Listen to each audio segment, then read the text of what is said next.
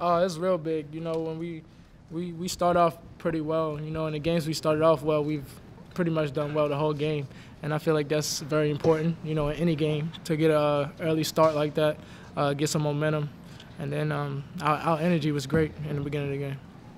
When you guys went through the stretch where it was like 7 minutes without scoring, what was being said to kind of keep you guys in it and keep your heads in it at that point? Just staying confident, man, knowing that we're good players, good team, and that even when shots don't fall, we can still play defense to not let them extend the lead. Dean, that zone in the first half really knocked you guys out of sorts, but you gathered yourselves in the second half. What exactly changed? What did you start doing differently in the second half? You know, I personally missed some open shots in the first half that really could have spread out the zone a little more and help us attack. Missed some easy ones, but you know, the second half, my teammates just wanted me to be aggressive. And I was being aggressive, you know, posting up and letting the guards, you know, when they drive in there, post my guys so they have an open lane. So really, I was just trying to work the block-to-block area and post him up and keep the bottom guy, you know, engaged the whole possession so he couldn't help up on the flashers. Kamau, your reaction when Cartier's dunked the windmill in the end, it seemed like you guys pretty much thought it was over then, or maybe just about thought that. Can you just talk about that moment, the noise and the energy from that? The energy was great, and I mean the noise. You know, I don't have no words for that. It was unbelievable. Our fans came out and, you know, did a great job. We got the best fans ever, and we didn't know what Cardi was going to do on that break. We knew he was going to do something crazy, but we loved it. Was that kind of moment where you knew pretty much was over? You know, we can't really think of that in a game like that. You know, as you saw, they made some tough threes, so we still had to stay locked in and get some stops. Guys, I was just curious if each of you could just take a second and express maybe your delight in beating KU tonight and how big this win was and leading the Big 12. I mean, of course, this is our first time, you know, beating KU since we've been here. So it definitely means a lot for us, you know, and then staying first in the Big 12, that really means a lot. So we just got to, you know, keep this momentum going and get the next one. Man, it's just a big-time win for us, man. You know, us seniors, the coaches, I mean, it was and the rest of our teammates, man, it was a bucket list game for us. Like he said, it was our first time winning. So it was a game that we knew we really wanted to win, not just us seniors, but everyone, just for our fans, ourselves, and all the hard work we put in. So it's a great feeling right now. Yeah, I mean, they said pretty much everything there is to say, you know, bucket list win.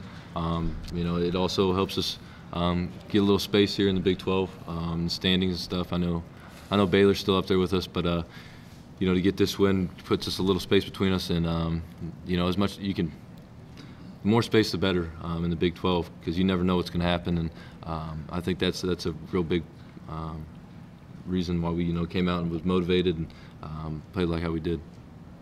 What did y'all do to force them into a high number of turnovers and disrupt their offense?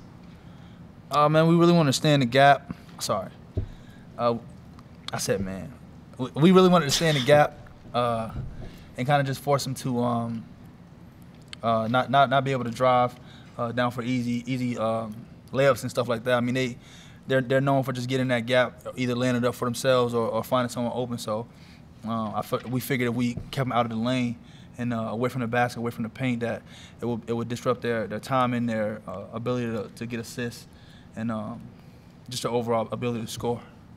Hey, Dean, you mentioned you were missing some shots against the zone in the first half, and that's kind of what turned it around in the second half. Was that kind of the main reason for the turnaround, or were you guys kind of moving the ball a little bit more in the second half as well?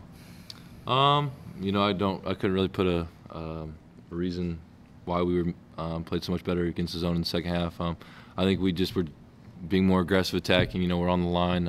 Obviously, making some open shots helps. You know, spread the zone out a little more, get into gaps.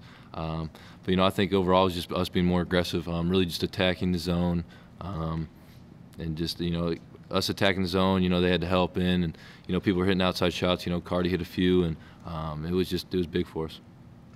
KU is a team that historically executes set plays really well out of timeouts. Is that something you guys put extra emphasis on going into this one?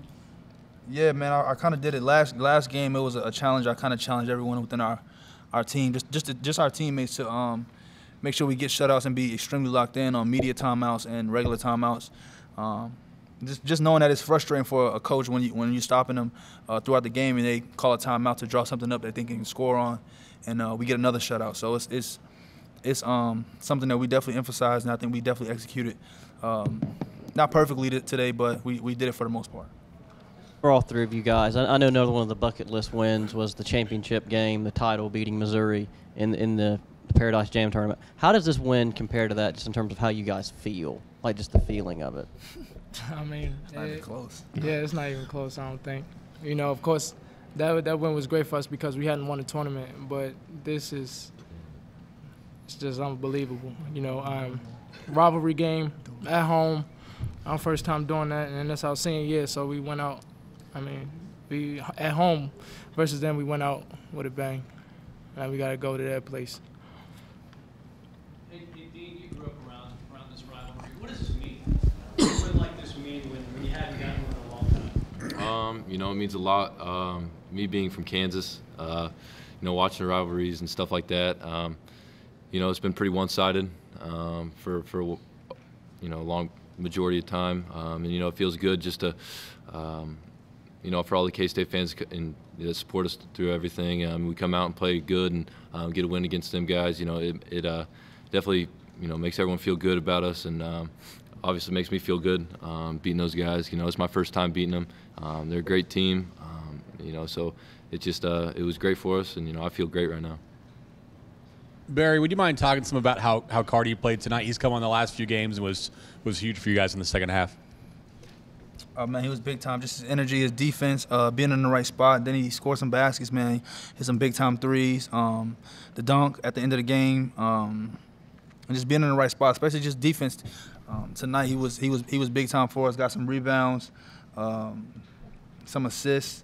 So I mean, he kind of did a little bit of everything that we needed, especially in that second half. Surprised at all he went windmill on that dunk? Nah, man, you know, he's been talking about it. It was either windmill between the legs, and I mean, I don't know if you know, he got like a 45-inch vertical, so he has the legs to do it. So it's just a matter of he had to make it. He had no choice. He had to make it. So. Hey Barry, what'd you guys learn from the A&M game when you guys went long stretches without scoring, and a similar thing tonight, but you carried it over on the defense and kept you guys in the game by the halftime score? Like you said, man, keeping it consistent on defense. Although we're not scoring to our full potential, we can not let them extend the lead by giving them easy layups or threes, wide open shots, stuff like that. So and then just staying confident on offense, knowing that we're gonna make shots eventually. Barry, is there any regret about dunking that last ball there at the buzzer? No regret at all, man. You know, I remember my freshman year. They were beating us at KU by 12, 15, something like that, and one of the players dunked at the end of the game, and the game was clearly over. So I just went to return the favor. Honestly, it's the only thing going in my head. Shout out Brandon Green. Dean, what was going through your head at halftime? What were you telling the guys? You know, you kind of went through a bit of a drought there to end the half, but what was going on in the locker room? What were you telling everybody to go and start off strong in the second half? You know, I think it was more the coaches just coming in and tell us we just got to fight. We're in a fight right now, and we got to grind every possession, fight. Don't give up anything. No one possession. You just got to fight everything.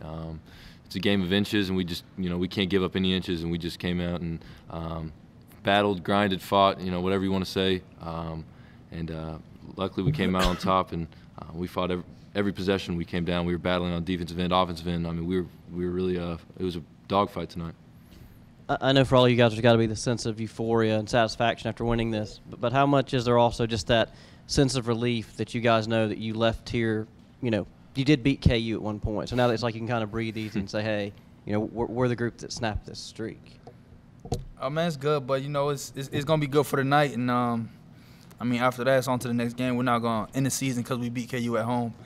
Still 9 games left, I think, in the conference. So we're gonna hold our heads high right now for the night, and then it's on to the next one.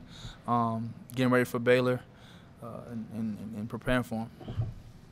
I know you guys don't play them on the road until later this month. You said what? I said I know you guys don't play them at their place until later this month, but is it hard to kind of find motivation to win that game too now that you've won one at home, or how do you kind of – I mean, is that even a question at this point? Yeah, I don't know if that's a question. I don't think it's going to be hard to find motivation to play any game, try to win any game, especially being top of the Big 12. I mean, we want to do something special for ourselves, the university, our teammates, our coaches. So it's not going to be hard to find any motivation to play any game. Dean, with you guys being in first place now, just how much is a conference championship on your mind? You know, that's the main goal, but it's not on our mind. We have to just take it one game at a time. We can't look too far ahead and lose track of what we're doing. It's all about preparation for the next game, and we got to stay focused and just worry about the next game and have that next game mentality.